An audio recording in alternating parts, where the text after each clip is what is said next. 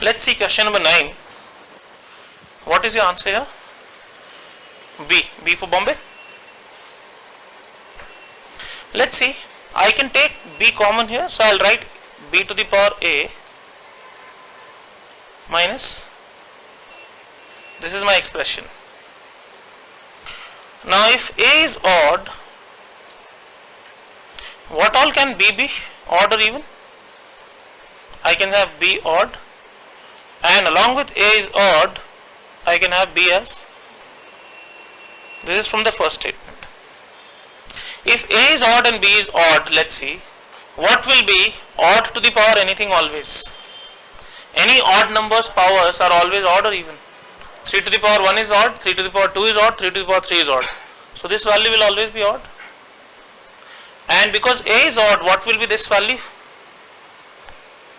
Odd or even? A to the power B will become what? Odd to the power something. Odd to the power something is always? What is odd minus odd always? Odd minus odd is even. Always even. Right? So finally this answer will be even from the first statement. So 1 is sufficient actually.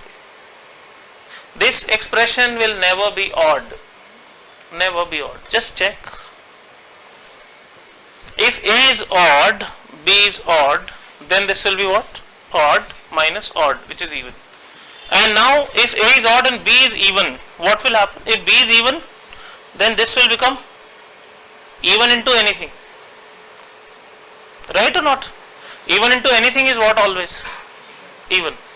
So if B is even, then again the expression is even. Your question is it odd? I can say for sure no or yes. From the first statement I can very clearly say no, so it is sufficient. From the second statement, if B is even, is it sufficient anyway or not? B is even, so this is even. Even into anything is even. So again sufficient. My answer is D.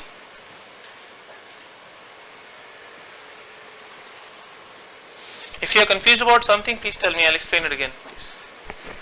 Don't be worried about your answers, don't be worried about the accuracy, because these questions, you may not have ever been exposed to data sufficiency in this fashion, but this is very commonplace. It's not that these are tough questions I am trying to expose you to. Real GMAT, commonplace problems, but they are found only on real GMAT these days. They are not found in the contents. Any doubt here? That's not clear here.